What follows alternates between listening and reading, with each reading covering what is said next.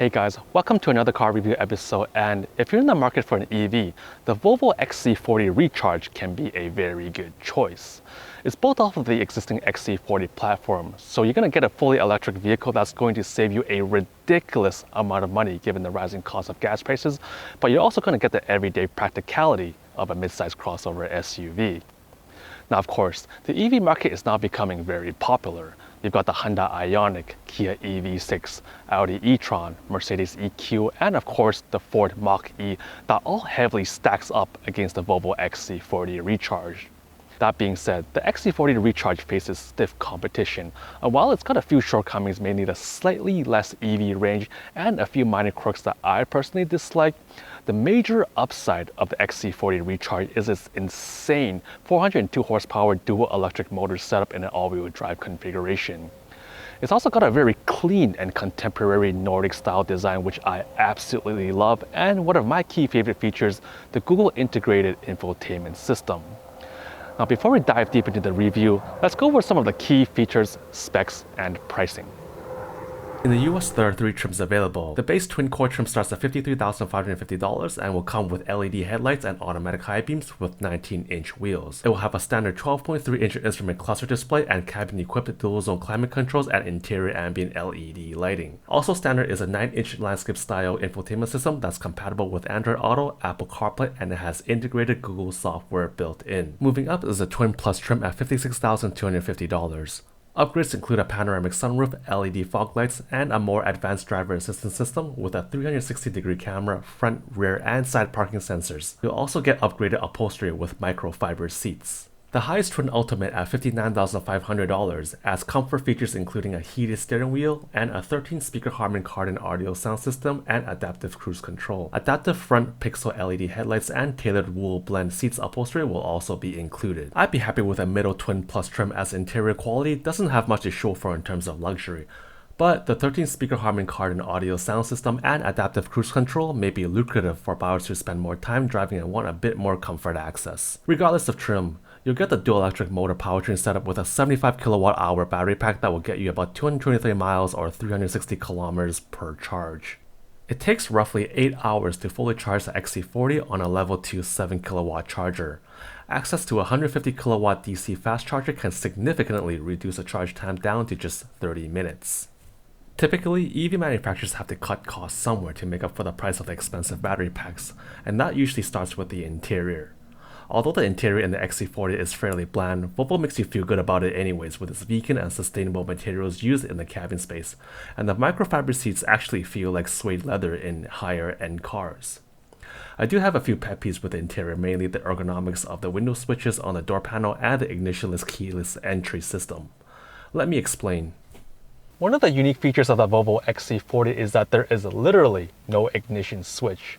I simply bring the key fob inside, hold on to the brakes, shift into drive, and off I go.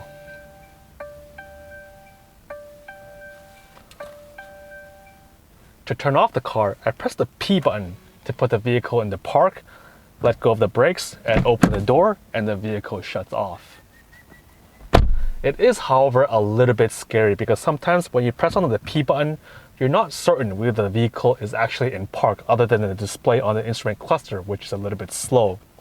And if it's not in park and you let go of the brakes thinking that vehicle is off, it's actually going to accelerate, which also makes it really scary.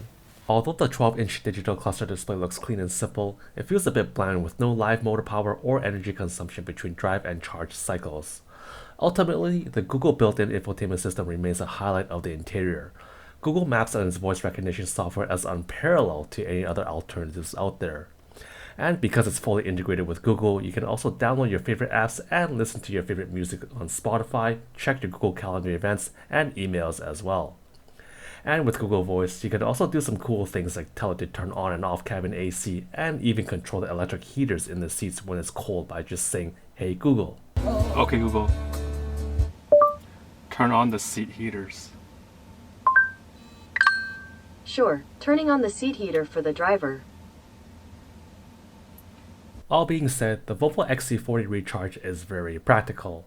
There's a good amount of space in the front seating area and visibility is great with a fairly upward seating position. Getting in and out of the rear seats is also easy, and the overall space and legroom isn't too bad either for an average sized adult like myself. The rear power liftgate can be accessed by either a button or swiping your foot on a sensor below the rear bumper. Up front also includes a front trunk, or short for frunk, with more storage capacity that can fit a duffel bag since there is no engine. Alright, so just like in a lot of other EVs, the Volvo XC40 Recharge feels very smooth and quiet. I can still hear some of the whining noise from both motors, but it's really not that bad. Overall visibility is great, and it's overall a really easy car to drive. And of course, this is the moment you're waiting for. The acceleration is just insane. It's almost too much, but it just feels absolutely incredible, and I really never felt anything this powerful before. What's also disappointing is I'm also hearing some creaking noise from the center console. I don't know, maybe it's just a construction issue specifically with this car, but it is kind of annoying every time I accelerate. It's kind of creaking in the center console. I don't know if you can hear it, but it's kind of annoying. And also one of the downside of the XC40 is the handling. Say for example, if I make a slight twitch on the steering wheel, like I'm being ragdolled. That just shows that the high center of gravity of the XC40 and the suspensions can't cope with the general steering and handling dynamics of the vehicle. The seats are also overall comfortable. I also like how Volvo uses sustainable materials, and the entire vehicle is completely leather-free.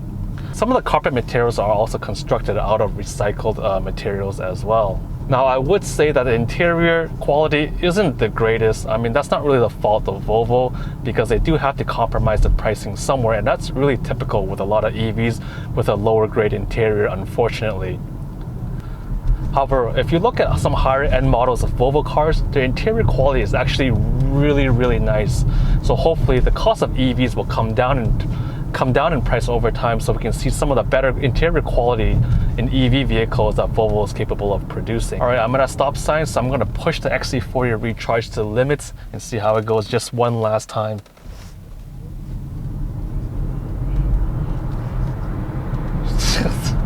It's just like insane. It just keeps accelerating and accelerating and accelerating. It's just almost as if there's no speed limit on this vehicle, which is so surprising because it's a mid-size crossover SUV. It's very unsuspecting to put it in the least terms. Alright, so what's the verdict? Let's start off with the powertrain. The thrill factor of the insane 402 horsepower dual electric motor is absolutely undeniable. I've never felt anything so quick and powerful before. However, the question remains, do you really need it? You see, the XC40 Recharge is a mid-size crossover SUV, and the main intention of it really is for practicality. It's also going to sit higher off the ground as a result, making both cornering and handling a little bit unstable and even scary considering just how fast the XC40 Recharge can go. Now, the XC40 also has slightly less EV range than some of its competitors within a similar price bracket. So I'm going to rate the overall powertrain a 4 out of 5. Moving on to design. I absolutely love how the XC40 looks. It's got perfect proportions and a very clean and contemporary Swedish design that really separates itself apart from all the mainstream midsize crossover SUVs on the road today. I really like how Volvo has meshed both form and function. Take, for example, these aerodynamic rims that looks absolutely incredible. So I'm going to rate the overall design of the XC40 Recharge a 4.5 out of 5. Moving on to the interior. It's good, but not great. You see, EV car makers have to compromise the high cost of batteries for a shoddier interior. Still, there are still some aspects that Volvo can improve in the interior. Say, for example, I really don't like the flat panel window switches on the door panel. There are also some construction quality issues with the interior that I think Volvo can improve. So I'm going to rate the overall interior a 3.5 out of 5. Moving on to tech and features. I really like the all-digital 12-inch instrument cluster as well as the Google integrated infotainment system. Google Maps is one of my key favorite features within the XC40, and it really beats any other mapping software in any vehicle out there. I also like Google Voice. For example, I can use Google Voice to turn on the heaters as well as the cabin interior temperature. However, the Google services can be a bit unreliable at times, mainly because it relies on a cellular network. The Volvo XC40 also doesn't show me the power and energy consumption, which I would really like to see. So I'm going to rate the overall tech features in the XC40 a 4 out of 5. Nevertheless, that's my take on the Volvo XC40 Recharge, an absolutely incredible EV midsize crossover SUV. And if you like this review of this video, please don't forget to like and subscribe. And if you have any comments, please leave them down below. As always, keep driving, and until next time.